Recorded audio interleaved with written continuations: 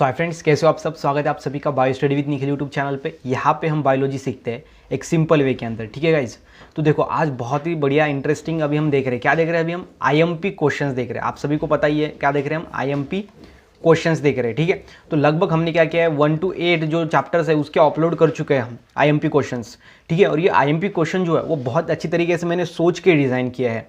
मतलब कि अगर वो करोगे आप तो आपको जो है मैं बोल सकता हूँ कि जितने भी वो चैप्टर के पार्ट होंगे या फिर वो चैप्टर के मार्क्स होंगे वो मार्क्स आपको ज़रूर मिलेंगे, ठीक है। और वो मैंने बहुत ज़्यादा सोच के यहाँ पे जो उसको सिलेक्ट किया है, इसलिए वो यहाँ पे आपको करना है। अगर क्वेश्चन बताऊंगा तो वो क्वेश्चन आएगा नहीं आएगा उसकी गारंटी नहीं होगी, लेकिन जो टॉपिक है वो टॉपिक के ऊपर क्वेश्चन आएगा, मतलब वो टॉपिक का अगर कर जाओगे आप तो उसके ऊपर अगर कैसा भी सवाल आए तो वो आपका छूटेगा ही नहीं। इसका मतलब है कि आपको टॉपिक पे फोकस करना है, ठीक है। तो देखो गाइज, अभी आज हम देखेंगे 9th चैप्टर का, ठीक है। तो देखो Maharashtra state board new syllabus हम देख रहे हैं ऑफ क्लास 12th बायोलॉजी का। तो बायोलॉजी के जो टोटल 15 चैप्टर है अपने न्यू सिलेबस में, और ये जो न्यू सिलेबस के 15 चैप्टर है ना, ये टोटल हमने ऑलरेडी अपलोड कर चुका है। लाइन टू लाइन पढ़ा है with based hand written notes with based explanation. तो ये आप चैनल के प्लेलिस्ट में जाकर देख सकते हो, ठीक है।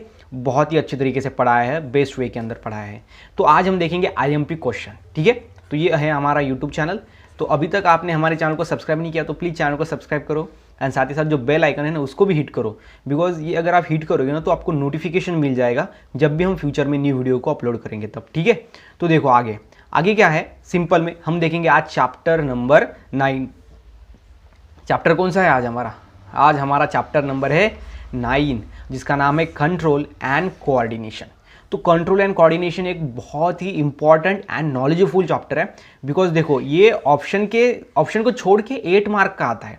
8 मार्क के क्वेश्चन आपको पूछे जाएंगे, 8 मार्क के क्वेश्चन, और ऑप्शन के साथ आपको ये 11 मार्क के क्वेश्चन यहाँ पे पूछे जाएंगे, ठीक है। तो ऑप्शन के साथ ये जो है वो 11 मार्क के लिए आएगा, और ऑप्शन को छोड़ के जो है वो 8 मार्क का आपको सॉल्व करना पड़ेगा। मतलब 8 मार्क आपको मिलने चाहिए इस चैप्टर नंबर 9 के अंदर, ठीक है।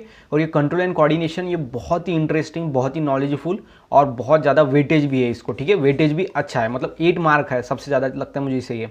तो 8 मार्क बहुत अच्छे हैं यहाँ पे चैप्टर नंबर 9 को, जिसका नाम है कंट्रोल एंड कोऑर्डिनेशन, ठीक है।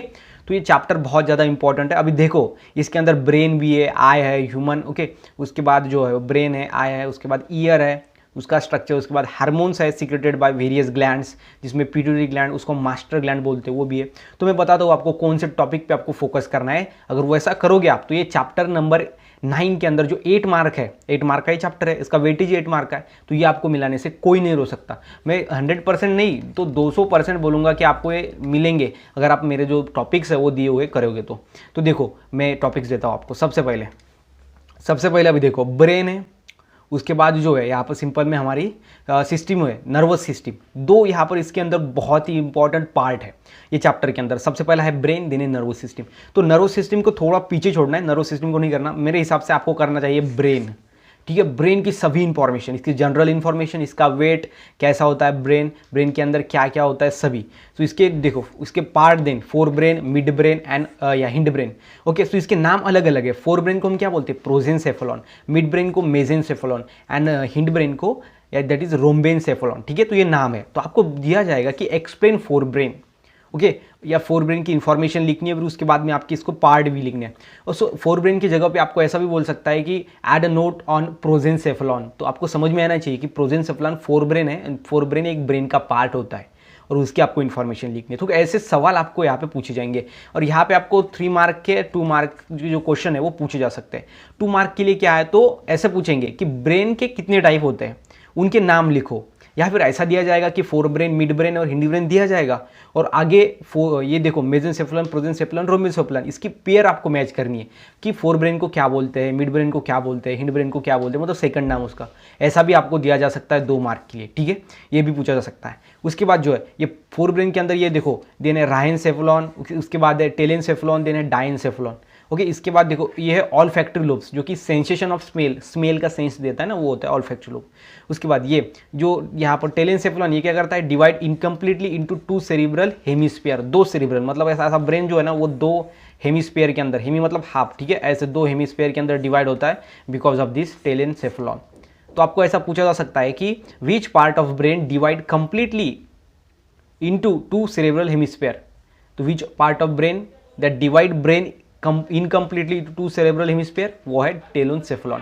तो ये 1 मार्क आपको ऐसा पूछा जा सकता है, ठीक है। तो यहाँ पे पूरा का पूरा जो डायेंसेफलन है उसकी बाद में इन्फॉर्मेशन, ये पूरा का पूरा ब्रेन आपको कर लेना है, जिसके अंदर अगर कोई भी सवाल आए ना तो आपको छूटना नहीं चाहिए। अगर आपको 90 वो मार्क चाहिए तो इतना करना ही पड़ेगा। तो इसके अंदर ये आपको सभी का सभी करना पड़ेगा, ठीक है। तो सबसे पहला फोकस आपको ब्रेन की सभी इंफॉर्मेशन आपको पढ़नी है, ठीक है। अगर 8 मार्क आपको चाहिए तो ये करना पड़ेगा। उसके बाद देखो सेकंड इन्फॉर्मेशन, तो ब्रेन को मैंने आपको पहले ही बता दिया पूरा, इसकी इन्फॉर्मेशन, ब्रेन कैसा होता है, कितना इसका वेट होता है, वो सभी, उसका स्ट्रक्चर के ऊपर डायग्राम जो है इसके ऊपर फोकस करना है। तो इसके अंदर कौन सा सैजिटल सेक्शन ऑफ ब्रेन है आपकी किताब में वो करना है। एरियाज ऑफ ब्रेन, कौन सा फंक्शनल एरिया होता है, ओके, एरिया ऑफ विजन, उसके बाद एरिया ऑफ थिंकिंग, वो सभी आपको ध्यान में रखना है। उसके बाद ये वेंट्रिकल्स ऑफ ब्रेन, ये ब्रेन के अंदर ये 3 पॉइंट्स, ठीक है। तो इतना, ये 2 स्लाइड मैंने आपको बताया ना, इतना आपको करना है। उसके बाद देखो आगे, अगर ये करोगे ना आप, मैं बता रहा हूँ, वो 8 मार्क आपको कोई नहीं रोक सकता लाने के लिए, ठीक है। तो मैं बाद में फिर आप बोलोगे कि नहीं सर आपने बताया था और वैसा ही हुआ, ठीक है। तो मैं आपको यहाँ पे क्वेश्चन नहीं बताऊंगा, बिकॉज वैसे क्वेश्चन, वो क्वेश्चन मत करो, तो सिंपल में एक टॉपिक कर लो। उसके बाद देखो नेक्स्ट में आपको करना है क्रैनियल नर्व्स का जो चार्ट है ना, वो आपको अच्छी तरीके से करना है। इसके अंदर देखो चार्ट करना है। उसके बाद इसके अंदर क्या है, तो क्रैनियल नर्व्स के टाइप्स, उसके बाद वो कहाँ से ओरिजिन हुए हैं एंड कहाँ, उसका क्या फंक्शन है। तो ये आपको 1 या 2 मार्क के लिए क्वेश्चन में पूछा जा सकता है। मैच द पेयर के अंदर आ सकता है, फिल इन द ब्लैंक्स के अंदर आ सकता है। और यहाँ पे नहीं है तो सीईटी में, यहाँ पे मैं बोलूँगा 100% इसके ऊपर क्वेश्चन आएंगे क्रैनियल नर्व्स के चार्ट के ऊपर, ठीक है। तो ये आपको यहाँ पे करना है। नेक्स्ट कौन सा टॉपिक करना है आपको, नेक्स्ट आपको करना है पिट्यूटरी ग्लैंड के ऊपर 100% क्वेश्चन आएगा। यह है पिट्यूटरी ग्लैंड की, इसके अंदर 2 लोब होते हैं, एक होता है एंटीरियर लोब, होता है एडेनोहाइपोफाइसिस। एंटीरियर लोब को हम क्या बोलते हैं, एडेनोहाइपोफाइसिस, और पोस्टीरियर लोब होता है।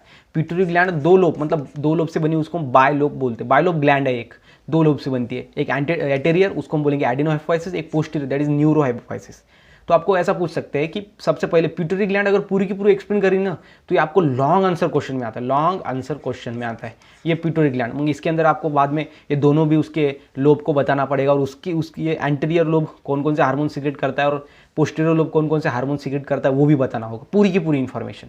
या फिर आपको कैसे पूछा जा सकता है कि डिफाइन एडेनोहाइपोफाइसिस ऑफ पोस्टीरियर ग्लैंड, ठीक है। या फिर ऐसे बोल सकते हैं कि जो एडेनोहाइपोफाइसिस है ना, इसकी जगह पे वो ऐसा वर्ड यूज करेंगे कि explain hormone secreted bye neurohypophysis, ये न्यूरोहाइपोफाइसिस। सो आपको यहाँ पे पूछा जा सकता है कि जो एडेनोहाइपोफाइसिस है, इसको हम क्या बोलते हैं, एंटीरियर लोब। तो आपको बोल सकते हैं कि एक्सप्लेन हार्मोन सीक्रेटेड, और right down the hormone secreted by the anterior lobe of pituitary gland, या फिर explain the hormone secreted by the adenohypophysis. दोनों का मतलब एक ही है, ठीक है। तो इसके हार्मोन्स आपको लिखने पड़ेंगे बाद में, growth hormone, thyroid stimulating hormone, then ACTH adrenocorticotropic hormone, then prolactin, then gonadotropic hormone, ये सेक्स से रिलेटेड है। उसके बाद LH luteinizing hormone and ICSH, ठीक है। तो ये सभी हार्मोन्स आपको क्या करने हैं, लिखने हैं अगर आया तो, मतलब ओके, राइट डाउन्स और explain about the hormone secreted by the adenohypophysis और hormone secreted by the anterior lobe of posterior gland, ऐसा भी बोल सकते हैं। तो ये 3 मार्क के लिए आपको पूछा जा सकता है, ठीक है। उसके बाद जो यहाँ पे अगर आपको जो है वो 1 मार्क के लिए या फिर 2 मार्क के लिए, तो 2 मार्क के लिए आपको सिंपल में GH बोलेंगे। सो ये GH क्या होता है, अब इसके अंदर क्या आप देखो और इन्फॉर्मेशन है, ये टॉपिक करोगे ना तो इसके अंदर 100% आएगा। तो ग्रोथ हार्मोन का सिक्रेशन अगर ज़्यादा होगा तो कौन सा डिसीज होगा, ऐसा सवाल आ सकता है। ग्रोथ हार्मोन का कम सिक्रेशन होगा तो कौन सा डिसीज होता है। तो इसके अंदर ज़्यादा एंड कम सिक्रेशन के अंदर इसके डिसीज है, वो डिसीज आपको ध्यान में रखने हैं।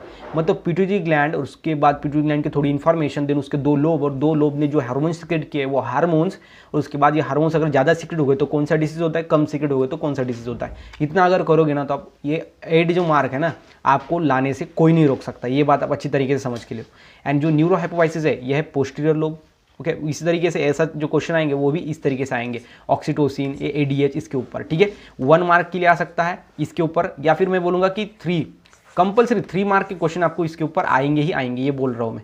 तो 1 मार्क का MCQ आ सकता है, 2 मार्क का शॉर्ट आंसर आ सकता है, या फिर 3 मार्क का एक, या बोलूँगा मैं यहाँ पे थोड़ा बड़ा क्वेश्चन आ सकता है 3 मार्क के लिए, ठीक है। मतलब कि न्यूरोहाइपोफाइसिस जो हार्मोन सीक्रेट करते हैं वो लिखो, या फिर एडेनोहाइपोफाइसिस जो हार्मोन सीक्रेट करते हैं वो लिखो। तो इसके अंदर आपको शॉर्टली सभी आपको बताना पड़ेगा, ठीक है। तो ये आपको ध्यान में रखना है पिट्यूटरी ग्लैंड। उसके बाद जो नेक्स्ट है ना, वो आपको ध्यान में रखना पड़ेगा ग्लैंड्स, ठीक है। तो जो पिट्यूटरी ग्लैंड है वो, उसके बाद जो पैनक्रियाज है ना, पैनक्रियाज ग्लैंड आपको अच्छे से फोकस करना है, पैनक्रियाज ग्लैंड पे। उसके बाद थायराइड ग्लैंड पे एंड पैराथायराइड ग्लैंड पे, ठीक है। तो इसके अंदर आपको जो पैनक्रियाज ग्लैंड पे सीक्रेट करना है, उसके बाद जो है वो थायराइड ग्लैंड के ऊपर फोकस करना है एंड पैराथायराइड ग्लैंड। और इसके डिसऑर्डर्स, उसके क्या ध्यान में रखने हैं आपको, डिसऑर्डर, ठीक है। इसके अंदर आपको 2 मार्क के लिए पूछा सकते हैं, फिर 1 मार्क के लिए पूछा जा सकता है, ठीक है।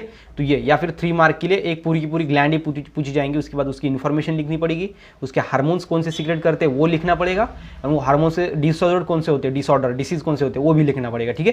तो ये 3 ग्लैंड्स को आपको फोकस करना है, और उसके बाद जो है वो लास्ट में आपको फोकस करना है हार्मोन्स पे, हार्मोन्स की प्रॉपर्टीज, उसका mechanism of hormone action and general information about hormone action. तो ये 2 मार्क के लिए, 4 मार्क के लिए या फिर 1 मार्क के लिए एमसीक्यू में आ सकता है, ठीक है गाइस। तो ये है अभी यहाँ पे इतना आपको करना है। यहाँ पे सिंपल में जो हमारा चैप्टर है वो बड़ा है, ये आईएमपी क्वेश्चंस है, और ये चैप्टर बड़ा है बिकॉज 8 मार्क का वेटेज है चैप्टर को। कितने मार्क का है, 8 मार्क का। तो 8 मार्क के लिए आपको इतना करना ही पड़ेगा बिकॉज ये चैप्टर बहुत बड़ा है। मैंने बहुत ही मतलब ऐसे कंसेप्ट निकाले कि जो करोगे ना आप तो 8 मार्क आपको मिलेंगे ही मिलेंगे, ये बात बता रहा हूँ। अगर बाद में क्वेश्चन पेपर आता है ना, बाद में आप आंसर लिखोगे, उसके बाद देखना कि क्वेश्चन कौन कौन से आए, फिर मत बोलना कि सर आपने बताया था और हमने नहीं किया, ठीक है। तो ये आपको ध्यान में रखना है। सबसे पहला हार्मोन्स के बारे में ये इन्फॉर्मेशन, उसके बाद ग्लैंड्स के अंदर ये 3 ग्लैंड्स के ऊपर आपको फोकस करना है, उसके बाद पिट्यूटरी ग्लैंड की पूरी इन्फॉर्मेशन, ओके। उसके बाद टाइप्स ऑफ रिसेप्टर का चार्ट, क्रैनियल नर्व्स का chart, I, year and brain, इसके अंदर ये तीनों चीज़ें। उसके बाद है लास्ट में हमारा ब्रेन। तो ये सभी अगर करोगे ना आप, तो आपको मैं बता रहा हूँ ना, ये 8 मार्क आपको मिलेंगे ही मिलेंगे, ठीक है गाइस। तो यह है हमारा सिंपल में chapter number 9 control and coordination. यह है 8 मार्क का, और ये 8 मार्क आपको कैसे मिलाने हैं मैंने आपको बता दिया। अभी काम है आपका कि ये करना जो मैंने आपको बताया वो, और फिर बाद में जब क्वेश्चन पेपर आया था तो फिर आप मेरे को बताना आपकी नहीं सर जो बताया आपने वही आया, बिकॉज ये इंपॉर्टेंट है और उसके ऊपर क्वेश्चन आएगा ही आएगा। अभी देखो 11 मार्क का आपको है, 11 मार्क का आपको ऑप्शन के साथ आएगा। तो 11 मार्क के अगर 1-2 आपको नहीं भी आए ना, तो 8 मार्क का ही तो आपको सॉल्व करना है, तो बाकी के नहीं आए तो भी चलेगा ना, बिकॉज आपका जो है वो 100 मार्क का पेपर है पता है, लेकिन ऑप्शन के साथ ये 100 के ऊपर जाता है, 100 15-20 के आसपास जाता है, और वो 20 मार्क का आपको लिखना थोड़ी है, आपको सिर्फ 100 मार्क का लिखना है, ठीक है। तो इस तरीके से इसके ऊपर आपको फोकस करना है। सो यहाँ पर गाइज मैंने आपको बता दिया chapter number 9 control and coordination के आईएमपी के टॉपिक्स, ठीक है। उसके ऊपर आपको फोकस करना है, और 8 मार्क आपको यहाँ पे पक्के करना है अपने, ठीक है। तो अगर आपको वीडियो गाइज अच्छा लगा हो तो वीडियो को लाइक करो, चैनल को सब्सक्राइब करो, एंड साथ ही साथ ये वीडियो को अपने फ्रेंड के साथ शेयर करो, ताकि उनको भी एक अच्छी तरीके से आईएमपी समझ में आए, उनको भी एक कम समय के अंदर ज़्यादा से ज़्यादा मार्क्स मिले, बिकॉज ये कोरोना पीरियड का टाइम है, ठीक है। तो मिलते हैं गाइज नेक्स्ट वीडियो में, तब तक के लिए stay happy, stay motivate, thank you so much.